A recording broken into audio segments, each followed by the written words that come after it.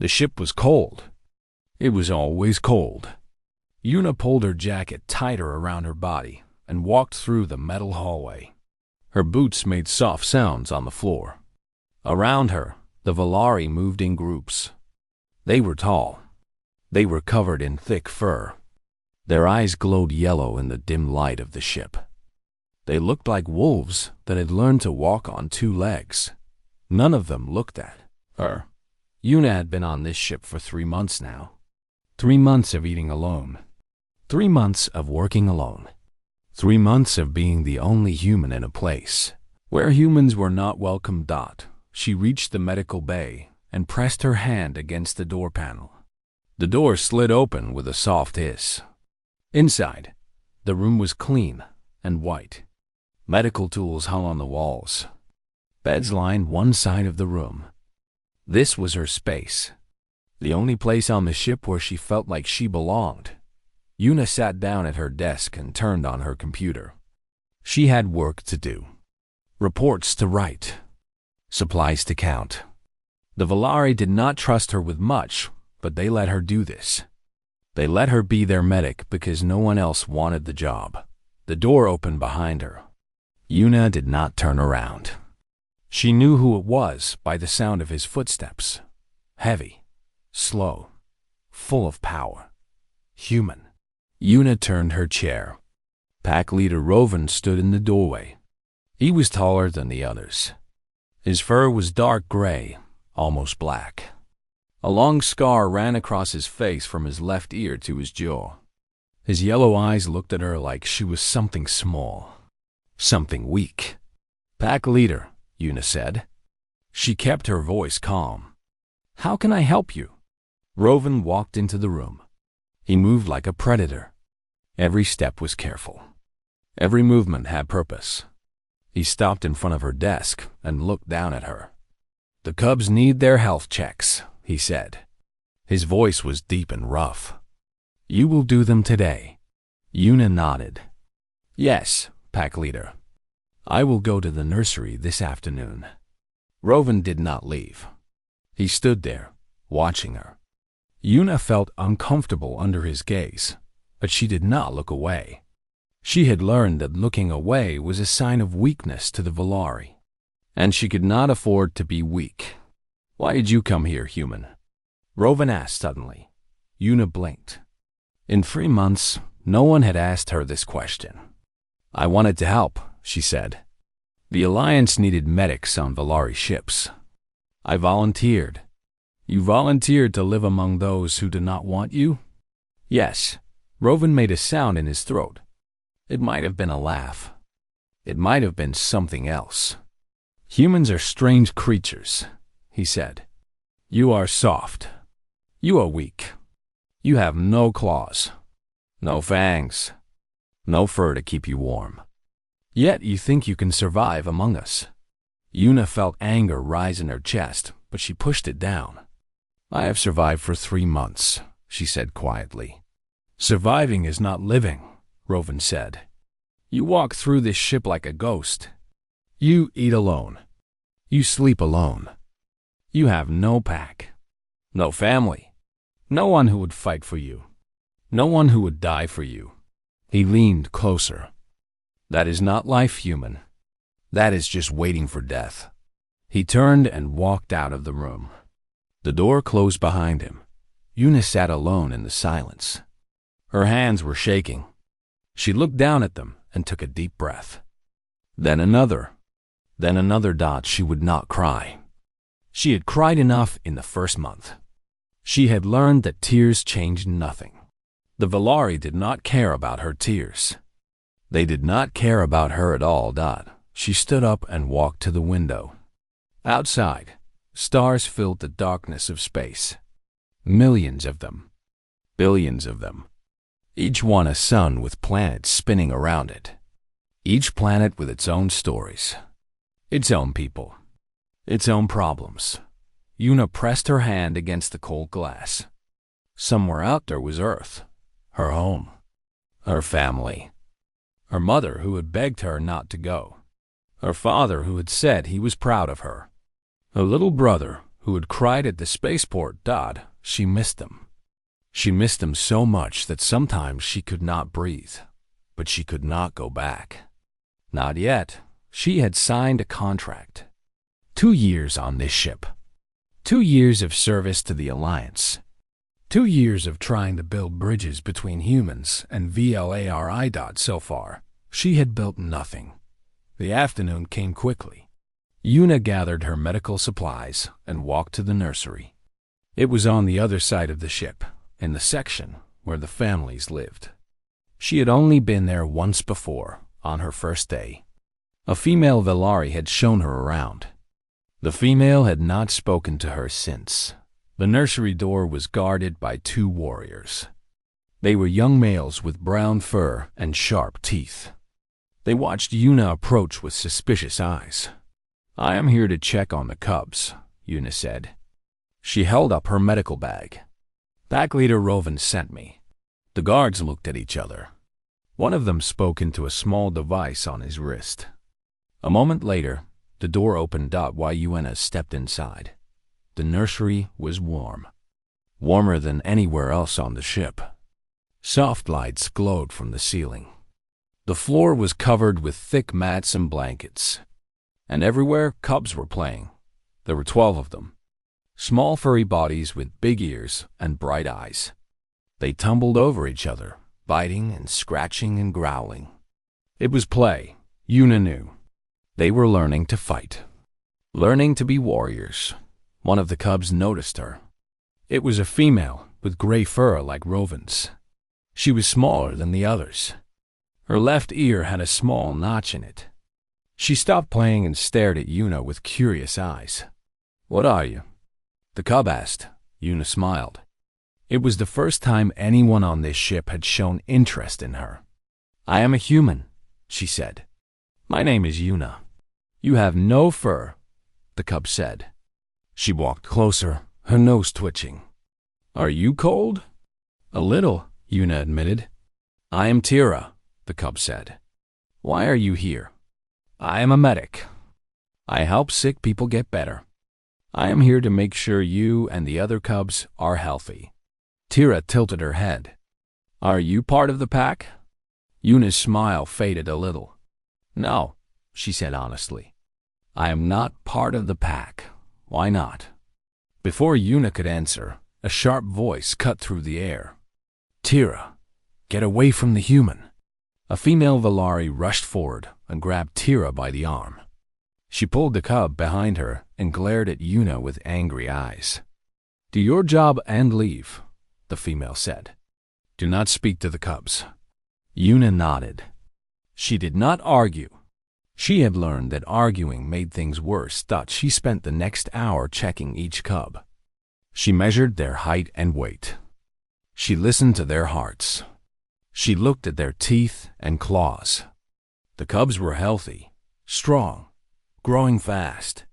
Through it all, Tira watched her. The little cub never took her eyes off Una, and when Una finally left the nursery, Tira waved at her. It was a small thing. A tiny gesture. But for the first time in 3 months, Una felt something warm in her chest. Maybe there was hope after all. 2 weeks passed. The ship traveled deeper into unknown space. They were far from Alliance territory now. Far from any help. Far from Earth. Una had fallen into a routine. She woke up early. She ate breakfast alone in the corner of the dining hall. She worked in the medical bay until evening. She ate dinner alone. She slept. She did it all again the next day. But something had changed. Every few days, Tira would find a way to visit her. The little cub was clever. She would sneak away from the nursery when the adults were not watching. She would run through the halls of the ship until she found Una. Then she would sit in the medical bay and ask questions. Why do humans have such small ears? Why is your skin so smooth? Why do you eat with those metal sticks? Do all humans smell like flowers? Una answered every question. She showed Tira pictures of Earth, pictures of mountains and oceans and cities full of lights. Tira was amazed by all of it. She had never seen a world with so much water. She had never imagined buildings that touched the clouds. "I want to visit Earth someday," Tira said one afternoon. She was sitting on the floor of the medical bay, holding a small toy that Yuna had made for her. It was a simple thing, just a ball of soft cloth. But Tira loved it. "Maybe you will," Yuna said. "When you are older, will you take me?" Yuna smiled sadly. "I do not know where I will be when you are older, little one." Tira frowned. "You should stay with us. You should become part of the pack. I wish it was that simple." The door opened suddenly. Yuna looked up, and her heart dropped. Rovan stood in the doorway. His yellow eyes moved from Yuna to Tira to the toy in Tira's hands. "Father." Tira jumped up and ran to him. "Look what Yuna made for me." Rovan looked at the toy. Then he looked at Yuna. His face showed nothing. No anger, no happiness. Nothing at all. "Tira," he said slowly, "go back to the nursery." "But father, now." Tira's ears dropped. She looked back at Yuna with sad eyes. Then she walked out of the room, still holding her toy. Rovan waited until she was gone. Then he stepped closer to Yuna. "You have been spending time with my daughter." Yuna stood up from her chair. "She comes to visit me. I did not invite her, but you did not send her away." "No," Yuna admitted. "I did not." Rovan was quiet for a long moment. Yuna waited for him to yell at her, to threaten her, to tell her to stay away from his daughter. Instead, he said something that surprised her. "She talks about you. At night, before she sleeps. She talks about the human with the soft voice and the kind eyes." He paused. "No one on this ship has kind eyes. Not anymore." Yuna did not know what to say. Rovan turned to leave. At the door, he stopped. "We are landing on Moon 7 tomorrow. Supply run. The warriors will go to the surface. You will stay on the ship." "Yes, pack leader." He left without another word. The next morning, the ship entered the orbit of Moon 7. It was a small moon covered in gray rock and dust. No plants. No water. No life. Just an old mining station where ships could buy fuel and supplies. Yun. I watched from the window of the medical bay as the shuttle left the ship. 20 warriors were on board, including Rovan. They would be gone for several hours. She turned back to her work. There was always work to do. Reports to write. Supplies to organize. Equipment to clean. An hour passed. Then 2. Then 3. Yuna was cleaning a medical scanner when she heard a sound behind her. She turned around. Tira stood in the doorway. "Tira." Yuna put down the scanner. "What are you doing here? You should be in the nursery." "I was bored," Tira said. She walked into the room and looked around. "Everyone is sleeping. It is nap time.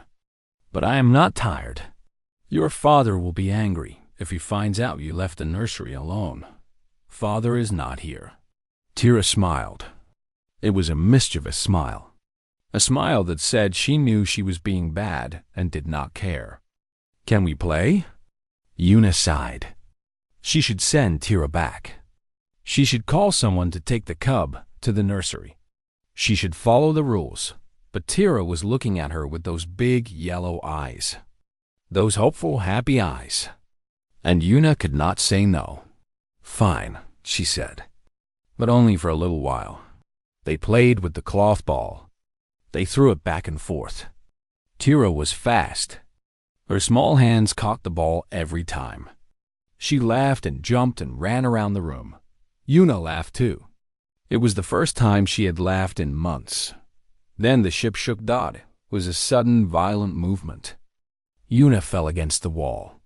Tira tumbled across the floor. Alarms started screaming. Red lights flashed everywhere. "What is happening?" Tira cried. Her voice was full of fear. Yuna grabbed her hand. "Stay with me." Do not let go. The ship shook again. Yuna heard explosions in the distance. Gunfire. Screaming. Her communicator beeped. She pressed the button and a voice came through. It was one of the warriors who had stayed on the ship. Raiders. Raiders have attacked the station. The pack leader is trapped on the surface. They are coming for the ship. Yuna's blood went cold. Raiders. She had heard stories about them. Criminals who attacked ships in deep space. They took everything: fuel, supplies, people. They killed anyone who fought back.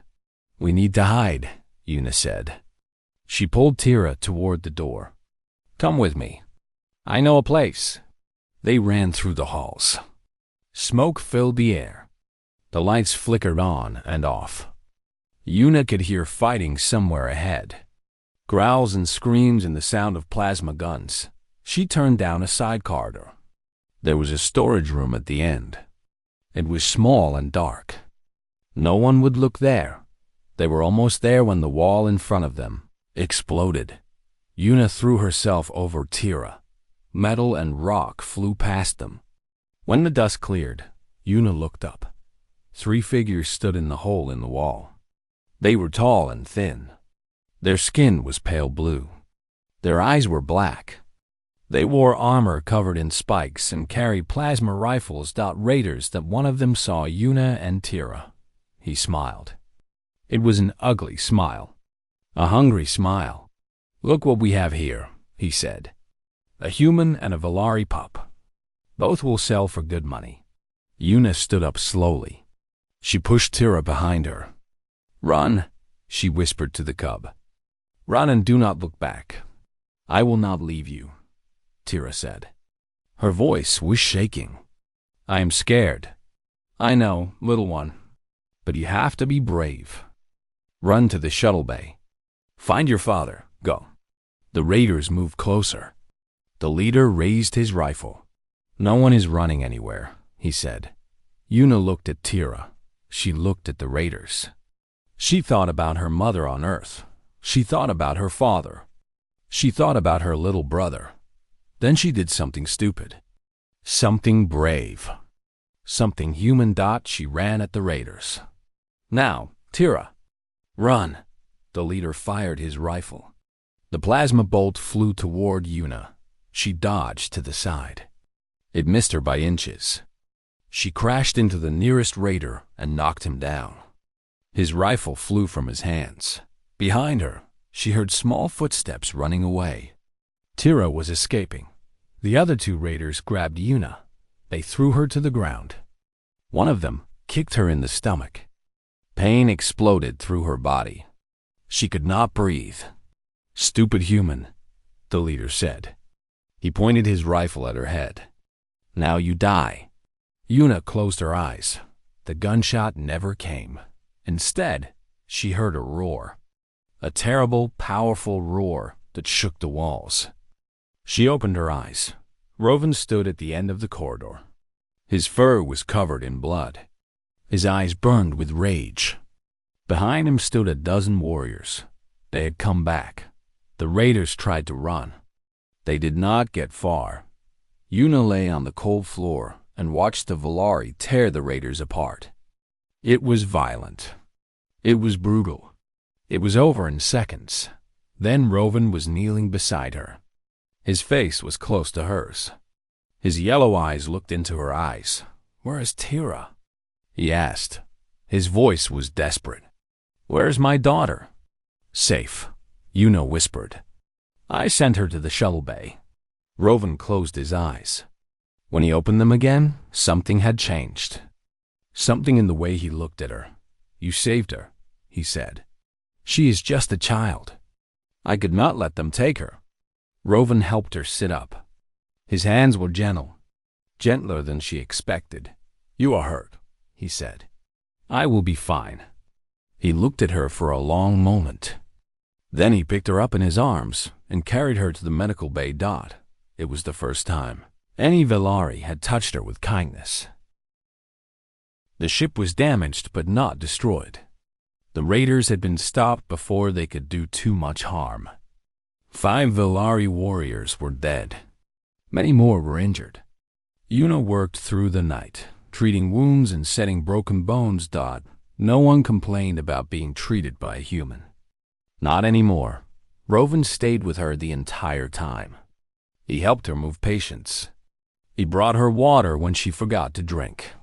He watched her work with a strange expression on his face, like he was seeing her for the first time. By morning, the worst was over. The injured were stable. The dead had been wrapped in cloth and placed in the freezing chamber until they could be given a proper burial. Yuna sat down on the floor of the medical bay. She was tired, so tired that her bones hurt. Her hands were shaking. Her eyes kept closing. "You should sleep," Rovan said. He was standing near the door, watching her. "I will sleep when everyone is healed. Everyone who can be healed has been healed. You have done enough." Yuna looked up at him. "Have I?" Rovan walked over and sat down beside her. It was strange to see him on the floor. He was always standing, always tall, always powerful. But now he sat next to her like they were equals. "My daughter told me what happened," he said quietly. "She told me how you protected her, how you stood between her and the raiders, how you told her to run. Any person would have done the same." "No," Rovan shook his head. "No, they would not. The Valari would have fought. We would have tried to kill the enemy. But you did not fight to kill. You fought to protect. You used yourself as a shield." He paused. "That is not something we understand." Yuna was quiet for a moment. "Humans are not warriors," she said finally. "We are not strong like you. We do not have claws or fangs. When we fight, we usually lose. So we learn to protect instead. We learn that sometimes the bravest thing is not to kill your enemy. It is to save the ones you love."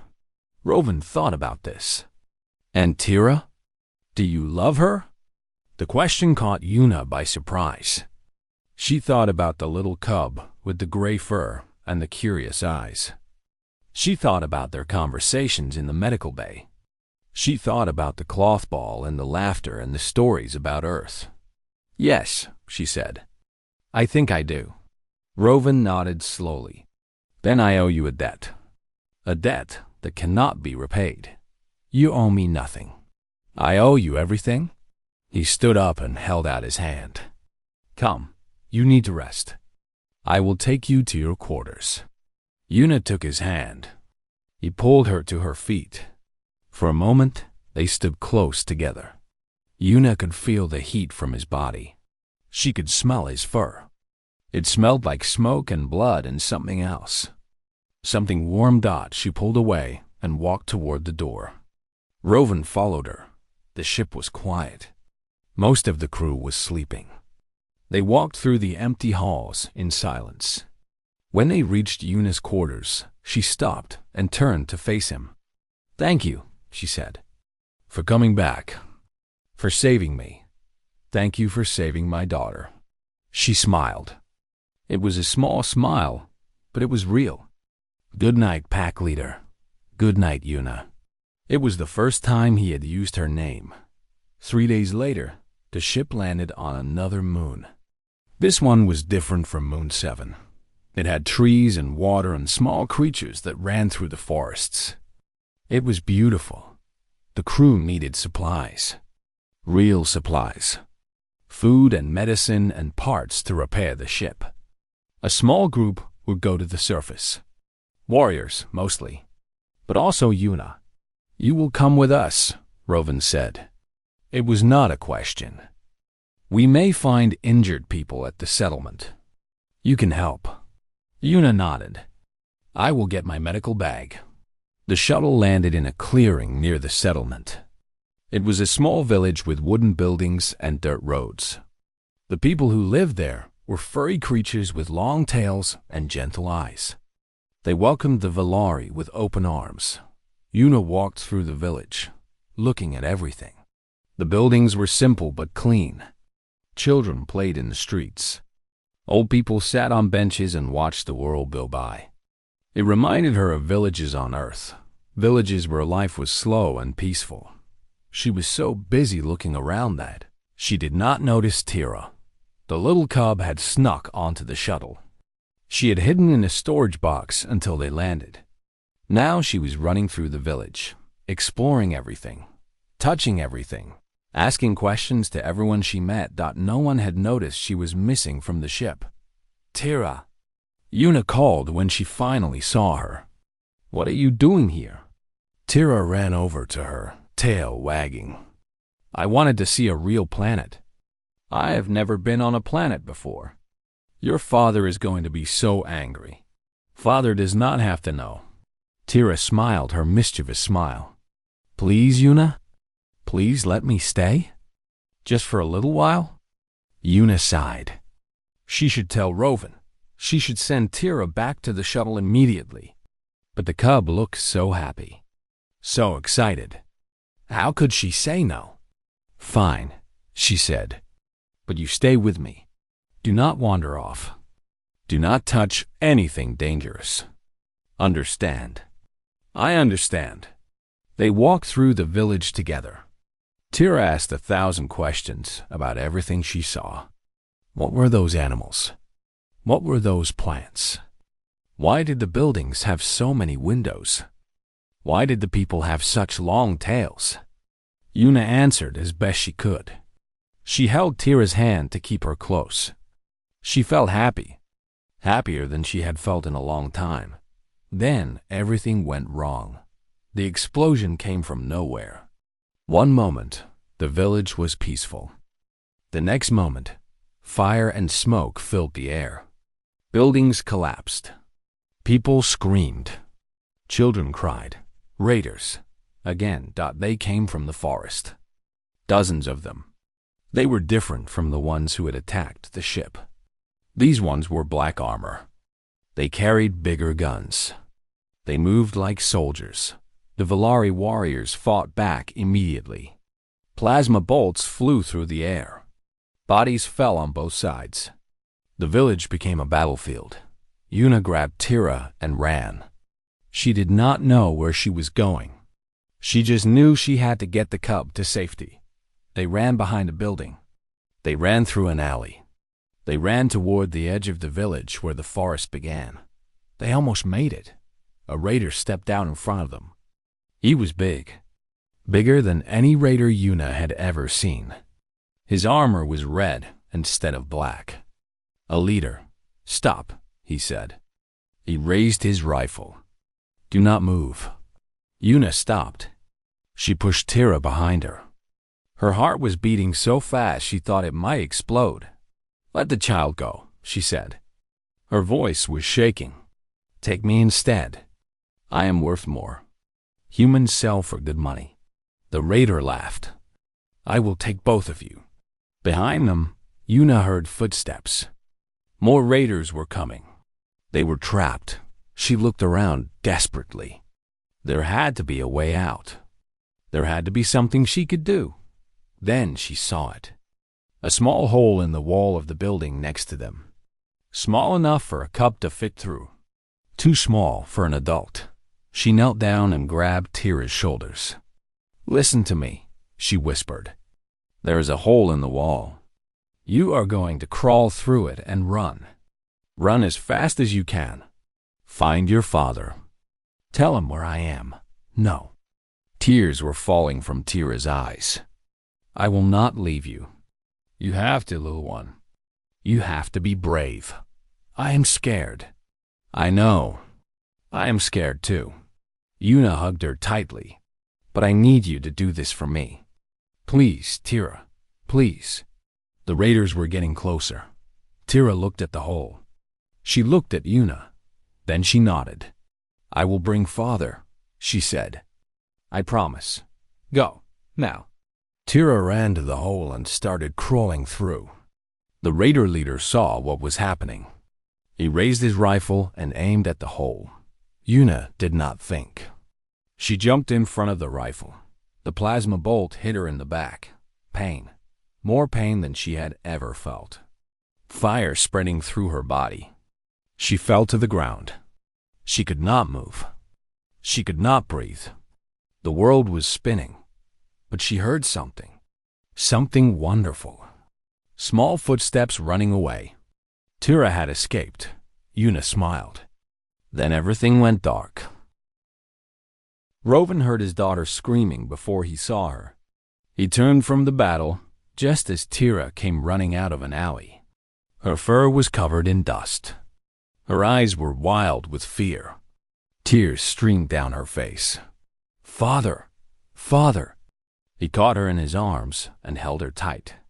"Tira, what are you doing here? How did you—" "Una!" Tira cried. "The raiders have Una. She saved me." She jumped in front of the gun. "Father, please. We have to help her." The world stopped. Rovan felt ice spread through his chest. He looked at his daughter. He saw the terror in her eyes. He understood what had happened. The human had done it again. She had put herself between danger and his child. She had become a shield. Where? His voice was calm, deadly calm. Tira pointed toward the edge of the village. "There, behind the old building. Please, father, hurry." Rovan handed Tira to one of his warriors. "Keep her safe," he ordered. "Do not let her out of your sight." Then he ran. He ran faster than he had ever run before. His legs burned.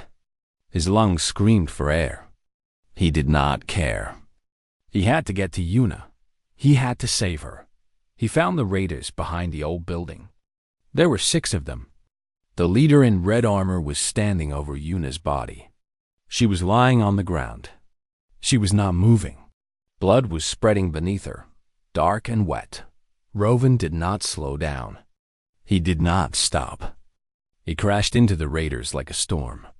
The battle was short and brutal. Rovan fought with a rage he had not felt in years. His claws tore through armor. His fangs found throats. The raiders tried to fight back, but they were not ready for this. They were not ready for a father protecting those he loved. When it was over, 6 raiders lay dead on the ground. Rovan dropped to his knees beside Una. He turned her over gently. Her face was pale, too pale. Her eyes were closed. Blood was everywhere. "No," he whispered. "No, no, no." He pressed his ear to her chest. There, a heartbeat. Weak and slow, but still there. She was alive. Barely. "I need a medic." He roared. "Someone help me." 2 of his warriors ran over. They looked at Una with shock in their eyes. One of them pulled out a medical kit and started working. He pressed bandages against the wound on her back. He injected something into her arm. "We need to get her to the ship," the warrior said. "This wound is bad. Very bad. If we do not operate soon, she will die." Rovan picked Una up in his arms. She weighed almost nothing. She was so small, so fragile. How had she been brave enough to do what she did? He carried her to the shuttle. He held her during the flight back to the ship. He did not let go of her hand even when the medics took her from him. They rushed her to the surgery room. The doors closed behind them. Rovan stood in the hallway, staring at those doors. His hands were covered in blood. Una's blood. He could not move. He could not think. He could only wait. Tira came running down the hallway. She stopped beside him and grabbed his leg. "Is Una going to be okay?" she asked. Her voice was small and scared. Rovan did not know what to say. He did not want to lie to his daughter, but he could not tell her the truth either. "The medics are helping her," he said finally. "We must wait." They waited. An hour passed. Then 2 other Velari started arriving. First, the warriors who had fought beside Rovan. They stood along the walls of the hallway, their arms crossed, their faces serious. They did not speak. Then the elders came. Old Velari with gray fur and wise eyes. They had lived long lives. They had seen many battles. They knew what it meant when someone took a blow for another. Then the females came. Mothers with cubs in their arms. Young females who had never spoken to Yuna. Older females who had ignored her for months. They came and stood in the hallway, watching the surgery room doors dot. Then the cubs came. Little ones with wide eyes and shaking legs. They were scared. They did not understand what was happening. But they came anyway. By the third hour, the entire ship seemed to be standing in that hallway. Rovan looked around at his pack. He saw the worry on their faces. He saw the fear in their eyes. 3 months ago, these same people had ignored Yuna. They had treated her like an outsider, like a ghost. Now they were here, all of them, waiting to know if she would live. "Why are you all here?" he asked. An old elder stepped forward. Her name was Sora. She had been pack leader before Rovan. She was the wisest of them all. "She saved your daughter," Sora said simply. "She put herself between a child and death. That is the highest act, the most sacred act. In the old days, we would have called her a protector. But she is human," another warrior said. "She is not one of us. Does that matter?" Sora asked. She looked at the warrior with sharp eyes. "Does it matter what blood runs in her veins? Does it matter what fur she does not have?" She shook her head. "The old laws say that those who protect the pack are pack. Those who shield our young are family." She did not ask for anything in return. She did not hesitate. She simply acted. The warrior lowered his head. "You are right, Elder. I was wrong." Sora turned to Rovan. "When she wakes, you must do the right thing." Rovan nodded. He already knew what he had to do. The hours continued to pass. Night fell outside the ship. The stars came out, cold and bright. Inside the hallway, no one moved. No one left. Tira fell asleep against Rovan's leg. He picked her up and held her in his arms. She was warm and soft. She was alive. Because of Yuna. He thought about the first time he had met the human. She had arrived on his ship 3 months ago with a small bag and a nervous smile. He had looked at her and seen weakness. He had seen a creature that did not belong. He had been wrong. Yuna was not weak. She was the strongest person he had ever met. Strong in a way that the Valari did not understand. Strong not because she could fight. Strong because she could love. She loved Tira, a child that was not hers. A child of a different species. She loved her enough to die for her. Twice. The surgery room doors opened. Everyone in the hallway stood up straight. Everyone held their breath. A medic walked out. He was young, with brown fur and tired eyes. He looked at Rovan. "She is alive," he said. The hallway filled with sounds of relief. Growls and barks and sighs. Some of the cubs started crying with happiness. Rovan stepped forward. "Will she recover?" The medic nodded slowly. The wound was bad. The plasma damaged her spine. We had to repair it very carefully. She will need time to heal. Many weeks. Maybe months. He paused. "But yes, pack leader. She will recover." Rovan closed his eyes. For the first time since the battle, he allowed himself to breathe. "Can I see her?" "She is sleeping. She will sleep for many more hours. But you can sit with her if you want." Rovan looked at his pack. All of them were watching him, waiting. "We will all sit with her," he said. "She will not wake up alone." And so they did. The warriors took turns standing guard outside her door. The elders prayed to the old gods. The females brought blankets and pillows. The cubs left small gifts beside her bed.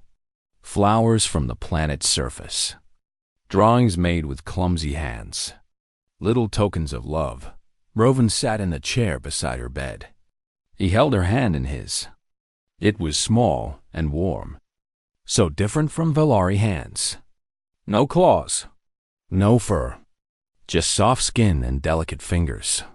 You are brave, little human, he whispered. Braver than any warrior I have ever known. She did not answer. She just slept. But Rovan could have sworn he saw her smile. Yuna woke up slowly. At first, she did not know where she was. Everything was white and blurry. She tried to move, but her body would not listen. There was pain, a deep, throbbing pain in her back. Then she remembered. The village, the raiders, the plasma bolt. Tira running away. Tira. Tira, she whispered. Her voice was weak. It did not sound like her voice at all. She is safe. Yuna turned her head. Rovan was sitting beside her bed. He looked tired. His fur was messy. Dark circles hung under his yellow eyes. But he was smiling. She had never seen him smile before. You saved her, he said. Again. Tears filled Yuna's eyes. She could not stop them. They rolled down her face and soaked into her pillow. I was so scared, she said. I thought I was going to die. You almost did. Rovan leaned closer.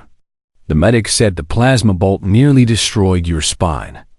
If it had been 1 inch higher, you would never have walked again. If it had been 1 inch lower, your heart would have stopped. But I am alive. Yes, you are alive. Yuna looked around the room.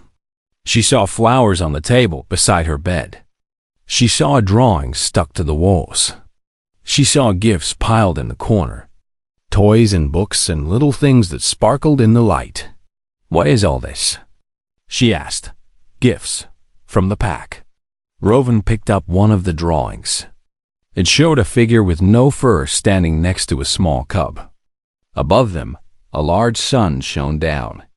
Below them, words were written in shaky letters. Yuna and me. By Tira. Yuna took the drawing with trembling hands. She looked at it for a long time. The tears kept falling. The whole pack was here, Rovan continued. While you were in surgery, while you were sleeping, they waited outside your door. They prayed for you. They brought gifts. He paused. They had never done this for anyone before. Not even for Valari. Why? Yuna could not understand. They never even spoke to me. They ignored me for 3 months. Because they did not know you. Rovan put down the drawing. They saw a human. A weak, small, furless creature that did not belong. They did not see what I see now. What do you see? Rovan looked into her eyes. I see a protector. I see someone with a heart bigger than any warrior. I see someone who loves my daughter like her own. I see someone who deserves to be part of this pack. Yuna's breath caught in her throat. Rovan. The door opened. Tira burst into the room like a small storm. She ran to the bed and jumped up beside Yuna. Her little arms wrapped around Yuna's neck. You are awake, Tira cried. I knew you would wake up. I told everyone you would wake up. Yuna hugged her back.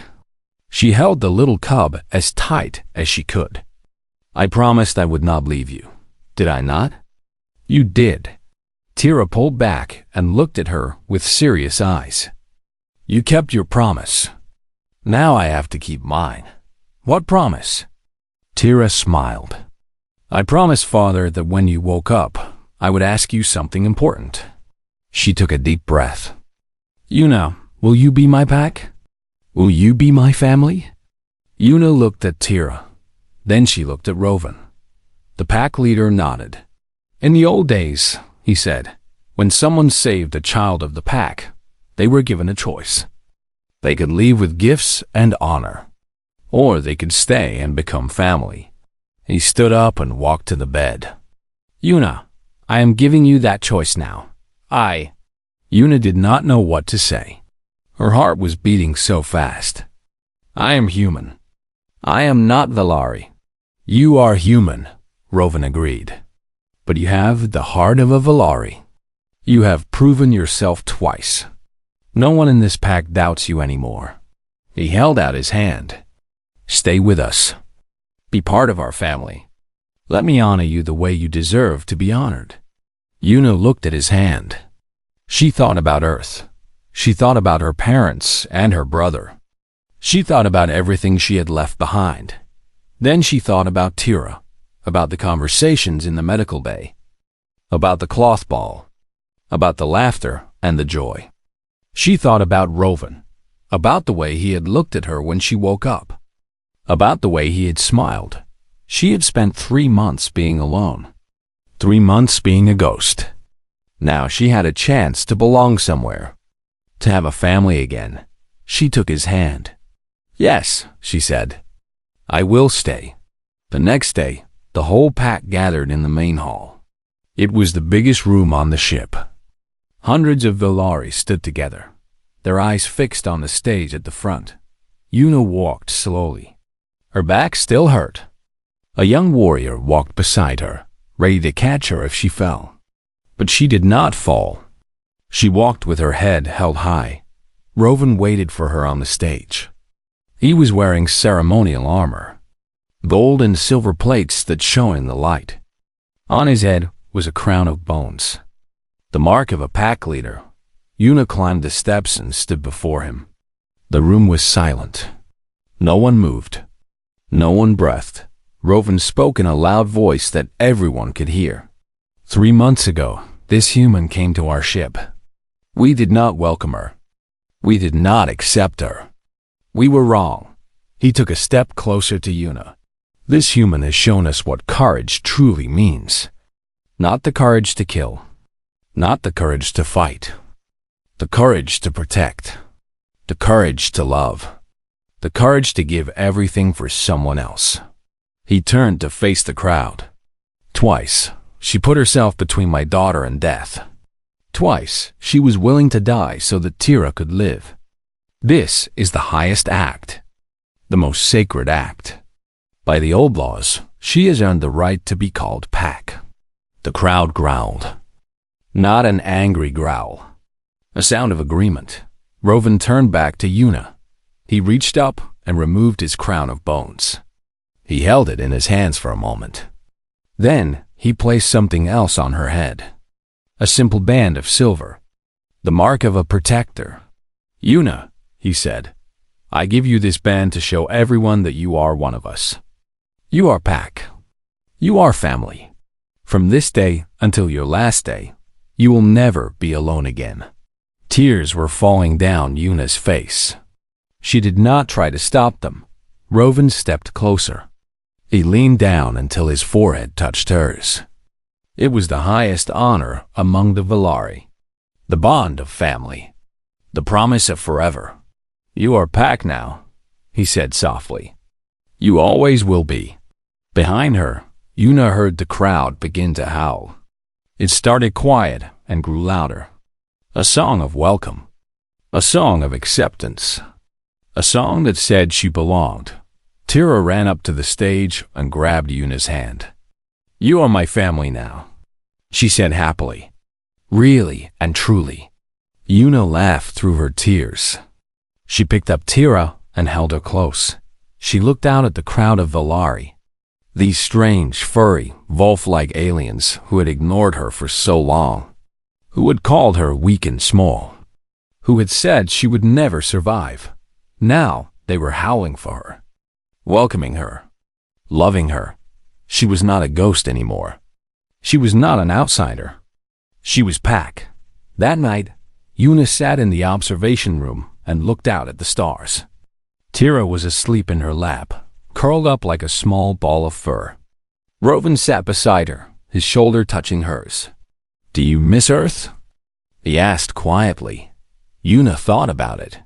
"Sometimes," she admitted. "But Earth will always be there. My parents will always love me.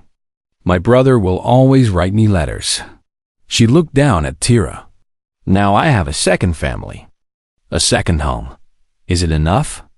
She leaned her head against his shoulder. "It is more than enough." They sat together in the silence, watching the stars drift by. Two different species, two different worlds.